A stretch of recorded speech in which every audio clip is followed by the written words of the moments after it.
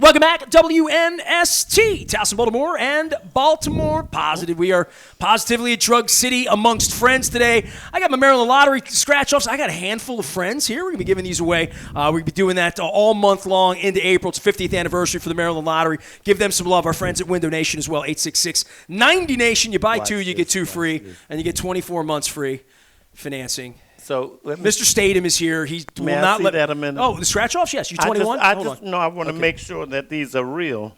No, of course they're real. This one's not real. This is the 50th anniversary $50. This is a sample, but these are real. Would you can like really one, win. Ingrid? Well, Ingrid's going to No, get last one. time I played the lottery, I turned my card in and I looked down at my feet. There was a penny. It was a side up. It said, "In God We Trust." I wound up. You might win $20, Ingrid. I never won $20. Well, I'm going to try to have you win $20. I've never played one. I'd even go out on the Indian reservations where I worked as a doctor, and I past time.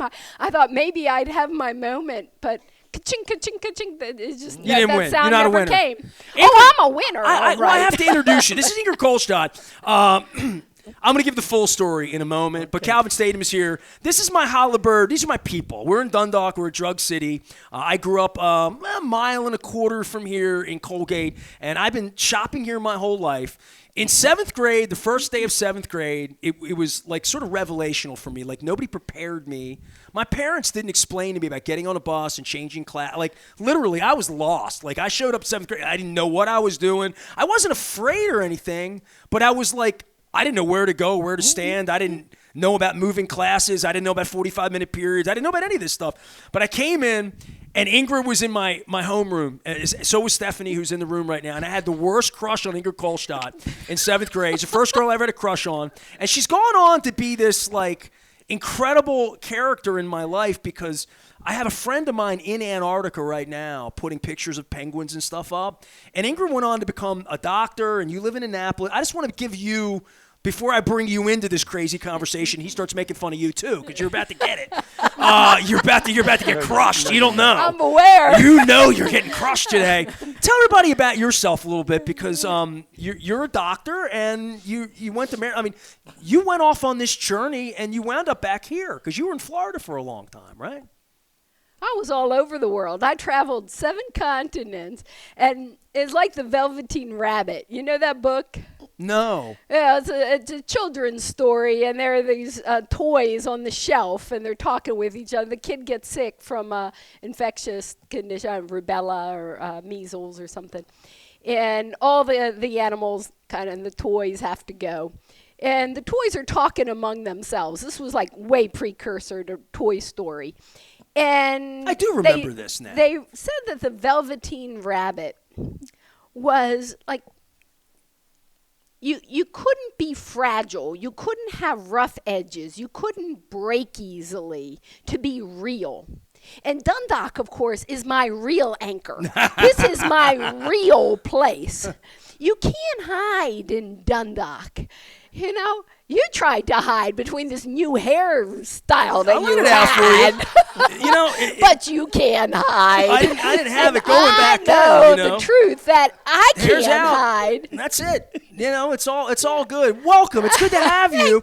So and you he can't asked go me far from Dundalk because there's Dundalk people everywhere. everywhere. Absolutely. In fact, I invited a member. Run a charity for nutrition for kids. And I invited my board members, and one of my board members and I were talking, and your name came up, because he was an art teacher and music teacher. And he goes, Calvin Statham, Betty Statham, the Statham Singers, Mrs. Ward. And he just started talking all this Turner Station, Sparrows Point stuff. And I knew my feet were on solid ground. I knew I couldn't hide, and I knew I was real. You know, I go to a lot of virtual meetings now, and the virtual meetings, they work. And I think, why do virtual meetings still work for me? Well, they're convenient. I can be in my pajamas. But I realized that there was something about it. virtual meetings work for professionals because every place you go is more or less the same. It's all generic, so it doesn't matter if you're there or not because everything's standard and the same. But in Dundalk, it's different. Drug City. When I told Steve Elliott today about, because people outside of Dundalk have never been to Drug City, and this is like a unique place. There's no other place like Drug City. You know, Dundalk has cool stuff. I want to just tell everybody how we got here. When I was in Drug City, I couldn't order the drink that I ordered today in Drug City. Ingrid's getting fresh. It's good. This is good. This didn't happen in Holabird in '79. So about 2 months ago, I'm watching TV with my wife. I guess I'm probably watching football. And a My Fair Lady ad came on TV, and it was playing at the Hippodrome.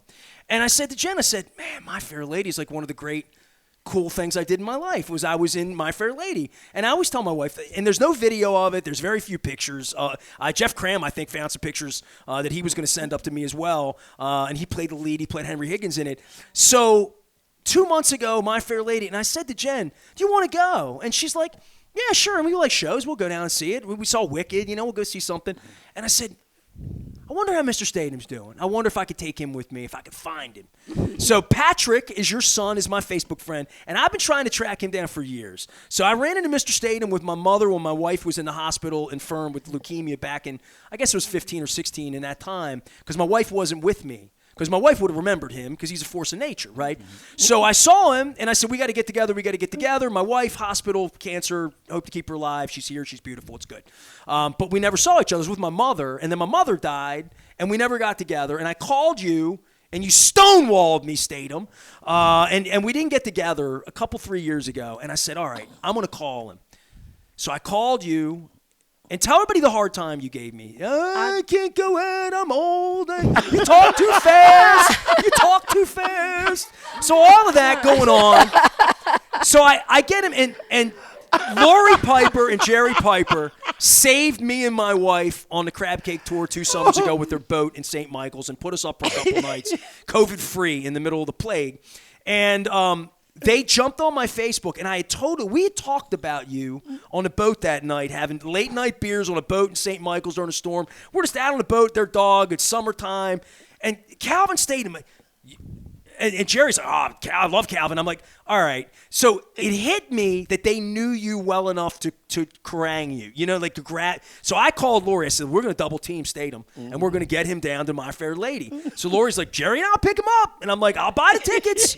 So I bought 5 tickets. We're down I got 3 in 4 in the 4th row on the edge and 1 in the back. My wife went and sat in the back, and the 4 of us sat together. And we went down that night. And this is true, Ingrid. This is the reason you're sitting here. He and I started getting together. He's not drinking. I'm drinking. My wife's drinking. She's drinking. I'm drinking. And he's being funny. And we started talking about My Fair Lady. And he said, remember Stephanie Powell? Do you remember Ingrid Kolsch? And I'm like, yeah, they're on my Facebook. And I was pinging Stephanie from the club room down at the Mechanic. And I'm like, I'm going to drag Calvin out and do a show with him. And then at some point, I said to him, if we grab you after the show, take you out to play the piano, would you play the piano? He said, I'll play it all night. That's what you said. You said, I'll play it all night. I must have been No. So that's how we got here. And I looked at my phone for Ingrid's number, and I'm like, I don't have Ingrid's number. I was trying to find you because he asked specifically about you. So I am glad that I got to bring the two of you together, and I'm glad that you stopped your medical practice for a couple of hours to come up here. But tell everybody about this guy, Ingrid. What do people need to know about this guy?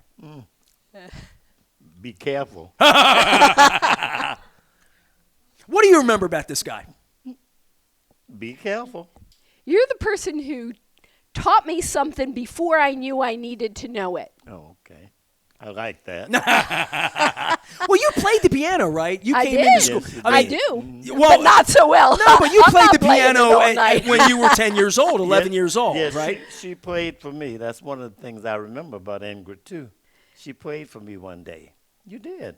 How about that? Mm-hmm. How many children in your world like Ingrid came in at 7th grade, 8th grade, 6th grade later on and could play the piano? That you had talented musicians before? No, not too many, but there were some. I had one named Kathy Respinik, I think was her name, if I'm not mistaken. And Kathy played for me when she was a seventh grader, I believe. And she played pretty well. She really did. She played pretty well. Then I had some who could play very well, and I would let them play, you see. I encouraged them to play. I encouraged them to do that. That's a teacher in you. Yeah, I know that. But I mean, I did encourage them to play. And some of them, I'm sure, are still probably playing. You know, if it's only for recreational purposes, just to relax yourself. But I'm going to be honest with you. There's one instrument I would never have in my home, and it's called the piano. Why? I played it so long. I'm serious. I just never wanted a piano. It was Never. work. No. You had to go to school to play it? You didn't want to play it at the house? Right. I played it at school. I played it at church. Every time we had company, our parents, and I was the last one left at home. And that was kind of embarrassing to me. My father, of course, like I said, he was a musician. Calvin, I want you to come play for our guests. So, of course, you had to go in and play the piano, and you had to pretend that you really was enjoying it. But I really was not enjoying it, but I pretended anyhow, and I played this and that and that. And then when you were playing for older people, they didn't want to hear some of the music that I was playing at the time, so they wanted to hear religious music. And, of course, I'd play.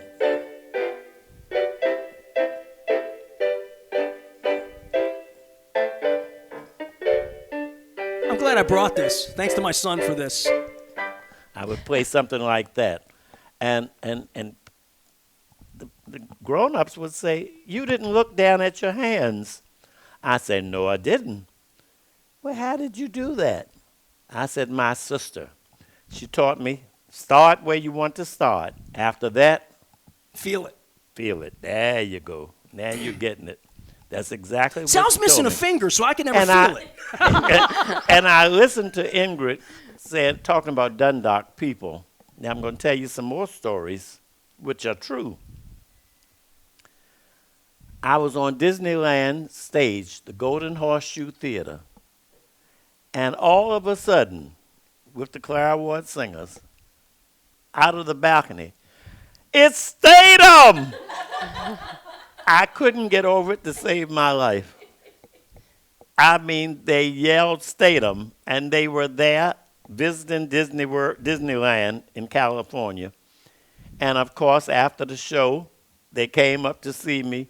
Now, I'm going to be very honest. I sort of got used to them, and I have to sort of feel my way to find out who they are. And, of course, I do that. I have had a little way of doing that, and so I did eventually recognize them. Sometimes I recognize very well, and then sometimes not as well as I used to.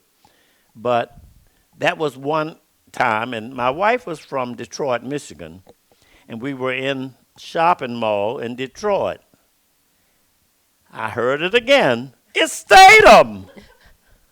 And Madeline said, "There's another one of yours." That's a Dundalk. That's a Dundalk coming out. I think It that's what is, it is. but it's true. It is true. It is really true. And I mean, they don't forget you either. They don't forget you.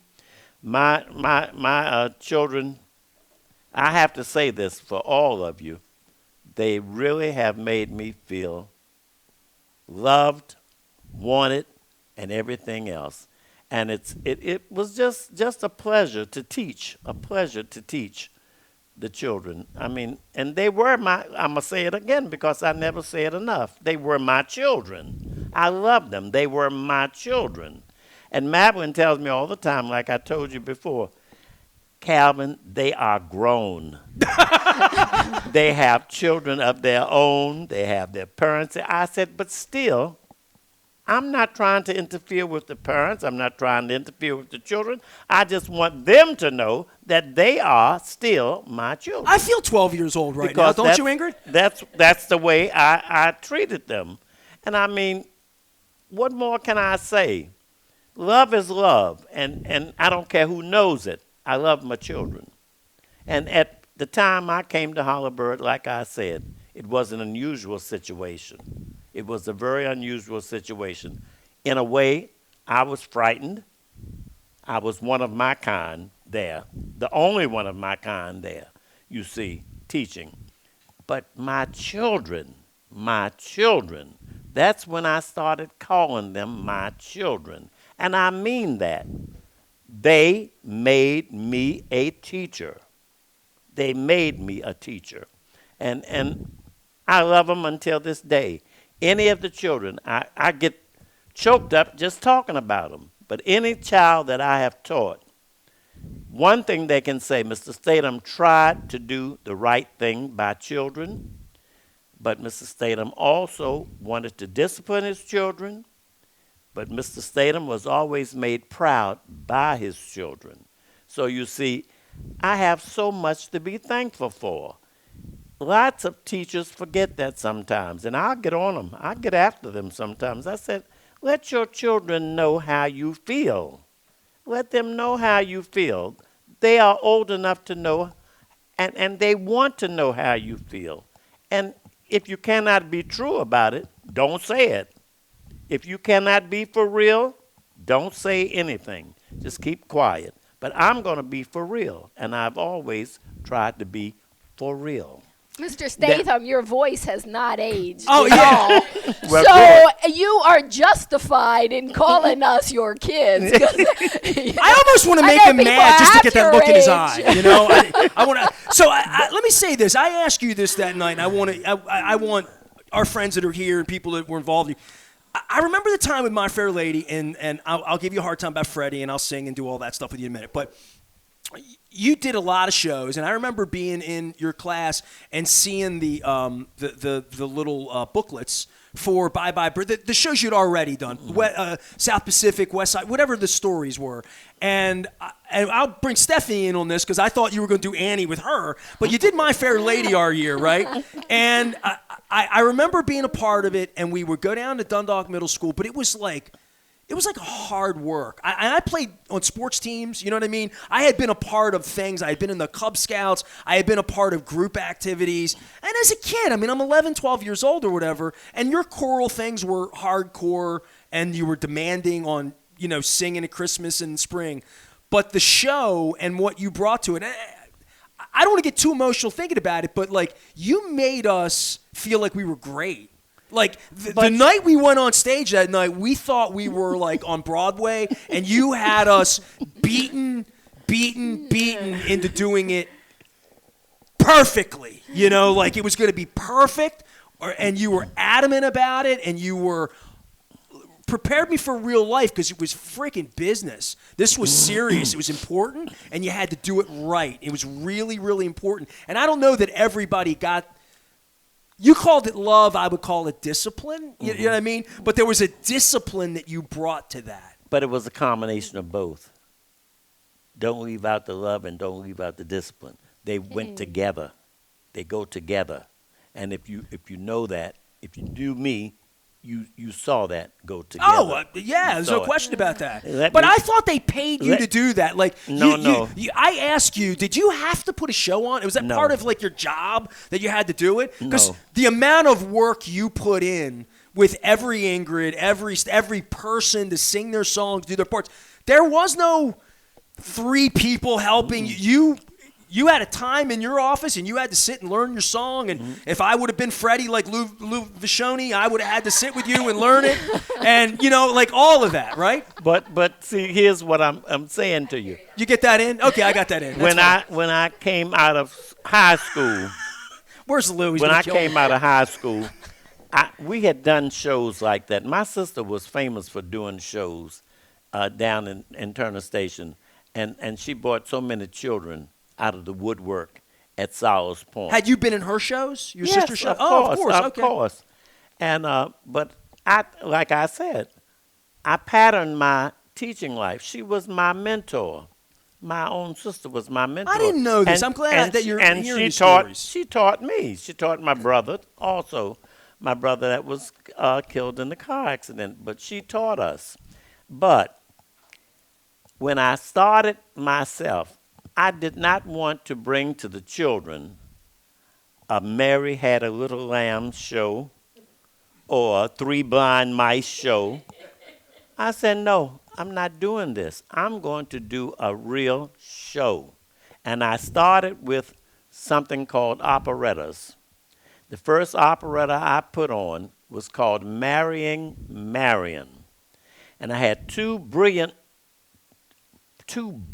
students, Celeste Dalmaso and her sister Bonnie Dalmaso. You probably don't even know them, but they lived over in Berkshire. And when I heard those voices, and a guy named Tony Calabrese, I heard the voices. I said, these children are going to do something worth doing. And I mean, they put on a show, that first show, Marian. I tell you, I was so proud of those children, I didn't know what to do. I couldn't wait until the next show. I could not wait. And the next one was called The Gypsy Troubadour. The next one was called The Fortune Teller. Then I said, I'm going to stop doing operettas. I'm going to start doing musicals. And that went in my brain. I said, I'm going to do it. The first musical I did was Lil Abner. Okay. Oh, boy, it was fun. It was fun. And I mean, those kids put on a show that would not wait. And it was at that time when the principal from Dundalk, junior high at that time, would come. He'd never missed my shows. He would come to every one. He wouldn't go home. He would stay. Sometimes he would call me, Cal, let's go out and get something to eat, and I'm going to your show tonight. I said, well, that's great, Mr. Rifo. You come on to my show. And he did. After Little Abner, I think I went to maybe South Pacific or Oklahoma, or I did shows like that. I never did baby shows. You did Roger and Hammerstein shows. Yeah, I did. I like challenges for children, but my children took the challenges. They took them. They did. But I'm going to tell you right now, for their ages, boy, oh boy, you couldn't beat it. You couldn't beat them. They were fantastic. These were children. Sometimes I would be paralyzed sitting at the piano looking at them when they weren't making me laugh. But I mean, I would look at them and I say, these are children, and they are doing this. You see, they are doing these things. The King and I. Who would think that junior high school children or middle school children would do a show like The King and I or My Fair Lady? You see, The Sound of Music. I think I must have done The Sound of Music. I did it before I left Holabird. I did it when I came back to Holabird. I did it at Pikesville Junior High School. I loved The Sound of Music. The Hills were alive from Pikesville to Dundalk. Say what now? The Hills were alive from... The Hills were alive in both places. Both places. And when I left Holabird, I didn't even know I had left Holabird because the children at Pikesville were just the same to me. It was the same exact thing. They were fantastic. They were the best children. Holabird was fantastic. They were the best children. I just felt like I went from one place to the other, but I shared my talent with children. All that mattered to me was sharing the talent with children. So I call him 10 weeks ago, and he called me. He called me. He calls me. Next it'll be 10 years ago. No, he calls me, and I picked the phone up, and I looked down, and I saw the number 477. I said, hello, Mr. Statham. He says to me, is this Mr. Zoltan Karpathy? Yes, that's who you were. That's who I was. He knew what I was in his show. And all I remember about that is I didn't really want to. I'm going to kid you and I'm going to sing and we're going to be stupid. I wasn't good enough to be Freddie at that time, although I love that part and I love that song.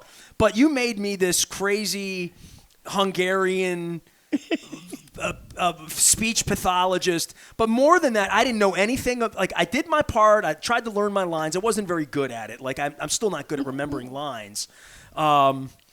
And the night before the first rehearsal was like, the rehearsal was like Wednesday or Thursday, and then we did the show Friday and Saturday or whatever.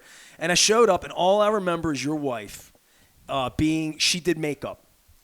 And I'm like, and I had a tuxedo I had to wear, and I was, I was an Ovaltine. I was this big and this wide at that time, and which is why Ingrid didn't want anything part of me. But that's another story.